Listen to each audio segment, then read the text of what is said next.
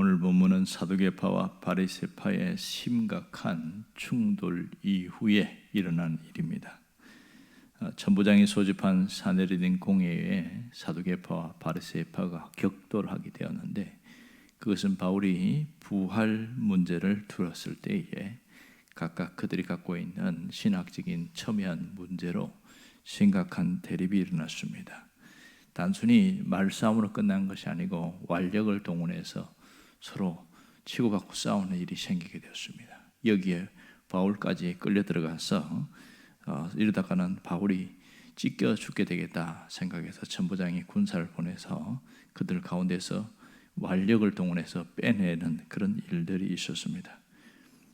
이 사회에서 만일 빼내지 않았다면 바울도 어찌 될지 모르는 위험한 상황이었던 것이죠. 자, 이 일이 끝난 이후에 이제 안토니아 요새로 바울은 다시 돌아오게 되고 감옥에 잡힙니다. 그날 밤에 나타난 일을 오늘 적고 있습니다. 11절 맨 앞에 보면 그날 밤에 이렇게 이야기한 것은 바로 사내리딘 공회에서 곤욕과 봉변을 치른 이후에 일어난 그날 밤을 말하고 있습니다. 그는 다시 돌아왔지만 그가 화려한 집이나 고대 광실의 비단 금침에서 잠을 잔 것이 아니고 차디찬 감옥 안에서 잠을 자게 됩니다. 자, 그는 주님의 부르심을 받고 나서 자신의 전생애를 드렸습니다. 젊음도 열정도 세상에 출세할 수 있는 모든 가능성도 자신의 모든 것을 바쳐서 그렇게 하나님께 드렸지만 이제는 남은 것이 아무것도 없습니다. 결국은 여기서 차디찬 감옥에서 밤을 보내는 그날 밤이었습니다. 이렇게 사람이 우리가 놓인다면 얼마나 마음이 절망감에 밀려올 수 있을까요? 바울도 사람입니다. 믿음을 가졌지만 그도 인간이기에 여전히 그럴 수 있는 상황이었습니다. 하지만 여기서 대반전이 일어나게 됩니다. 그것은 그날 밤에 주님이 찾아오셨기 때문에 그렇습니다. 주님이 찾아오셔서 바울에게 절망할 수 없도록 용기를 주고 있는 말이 나옵니다. 자, 그날 밤 바울이 곁에 함께 계셨다 이렇게 얘기를 하고 있습니다. 자, 여기서 보면 가장 먼저 말하는 게 담대하라 이렇게 말합니다. 담대하라. 바울이 위축될 수밖에 없었고 그들 사이에서 내가 할 수 있는 게 아무것도 없다는 무능력함을 느끼게 되는 그 상황이기에 그는 담대하라는 주님의 말씀을 듣게 되었습니다. 그랬을 때 그는 환희와 기쁨과 감격의 밤이었다는 것을 분명히 알 수 있습니다. 똑같은 상황, 똑같은 현실이라도 우리가 어떤 말을 듣고 사느냐, 어떤 말을 듣고서 일어나느냐에 따라서 상황은 달라지게 되었습니다. 충분히 절망에 빠질 수밖에 없고 시와 좌절에서 무너질 수밖에 없는 이 상황에서 주님이 오셔서 담대하라 그 한마디에 바울은 굉장히 힘을 내게 되어줍니다. 자, 여기서 우리는 이런 의문점을 갖게 되었습니다. 이렇게 담대하라 이렇게 말할 것 같으면 차라리 감옥에서 말하지 말고 감옥에서 준 다음에 그렇게 이야기하면 더 좋지 않겠는가? 충분히 그런 생각이 들게 됩니다. 바울이 이렇게 사람들에게 찢기고 저렇게 찢길 위험 상황까지 간 다음에 그것도 이제 밤에는 감옥의 안에서 있는데 거기에 나타나서 주님이 담대하라. 이게 상황이 이해가 안 된단 말이에요. 그럼 좀 편안하게 잠이라도 잘 수 있도록 해주시든가 뭔가 있어야 되는데 상황은 바뀐 게 하나도 없어요. 이런 것을 어떻게 우리가 해석해야 되는가 말입니다. 바울은 그때 몰랐지만 성경 뒤에 이어지는 얘기 보면 바울을 죽이기로 작정한 사람들 40명들이 있었습니다. 뒤에 이어지는 14절에 보면 그런 자들이 준비되었습니다. 하나님은 그걸 아셨지요.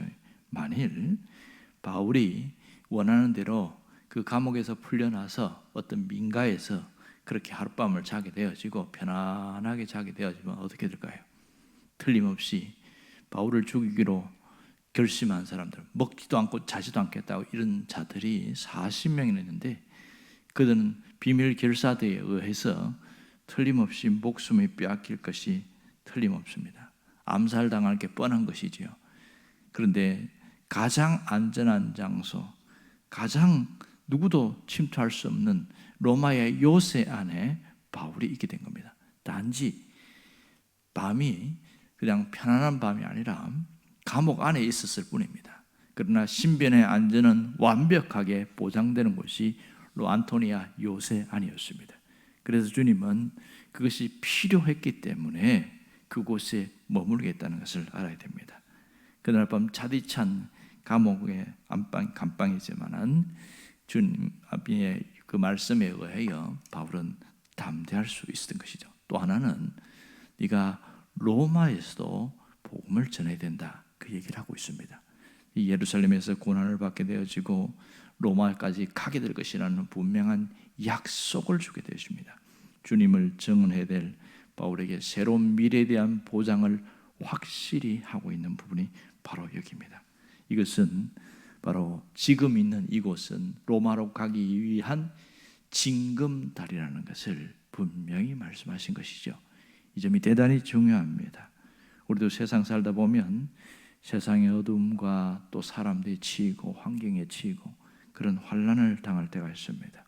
하지만 주님과 함께하는 사람에게는 결코 무너지지 않는 것은 그것이 새로운 미래를 향한 징검다리가 되기 때문에 그렇습니다. 주님께서는 제자들에게도 나타나셔서 너희가 세상에서 환난을 당하나 내가 너희와 함께한다, 담대하라, 그렇게 얘기하셨던 것처럼 바울에게도 똑같이 말씀하셨습니다. 역시 우리에게도 동일하게 말씀하고 있습니다.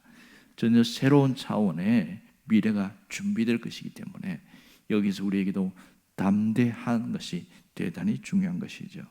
하지만 이걸 모르면 어떻게 되죠? 조그만 어려움을 당하고 문제가 생기면 무너지기 시작합니다. 마음이 무너지는 거죠.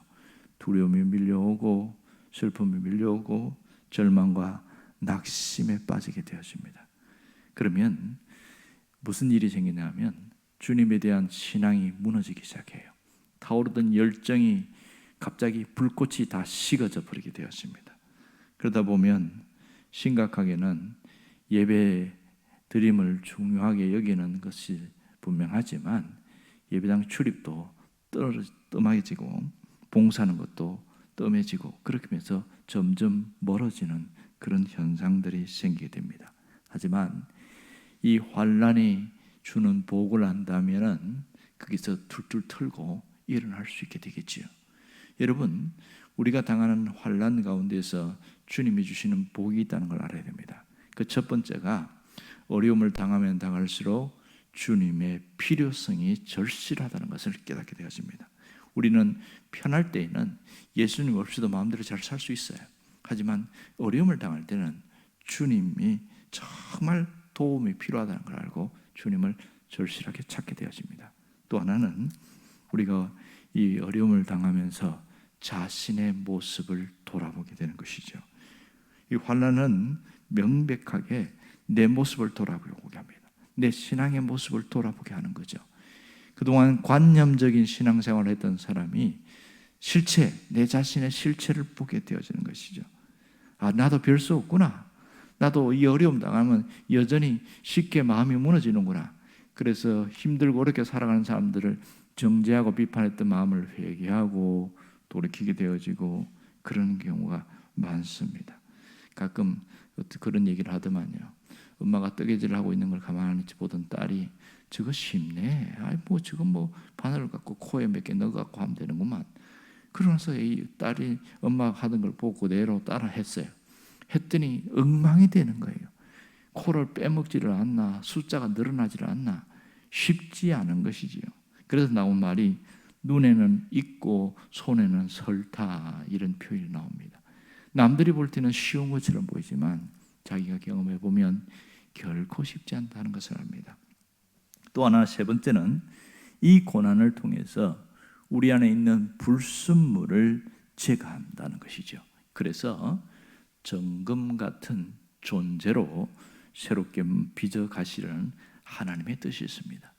여러분, 어려움을 당한다고 그것이 다 나쁜 게 아니에요. 여기서 하나님의 뜻을 발견하고 하나님의 의도를 깨닫게 되어지면 거기서 털고 일어나는데 어떤 변화가 생기냐? 내 안에 있는 신앙의 불순물들이 싹 빠져나가는 거예요. 여러분, 가장 대표적인 사람이 누구예요? 욥이잖아요. 욥은 억울하게 고난을 당했습니다. 사탄이 욥을 시기해서 고난을 당했어요. 그가 수도 없는 많은 것을 잃어버렸는데 그가 마지막에 고백하는 건 뭐예요? 그가 나를 단련하신 후에는, 연단하신 이후에는 내가 순금같이 나오리라. 그러면서 나의 갈 길을 오직 그분이 하신다고 이야기합니다. 완전히 불순물이 빠져나간 거죠. 결국은 욥의 모습에서 그는 진정한 신앙의 모습을 보게 됩니다.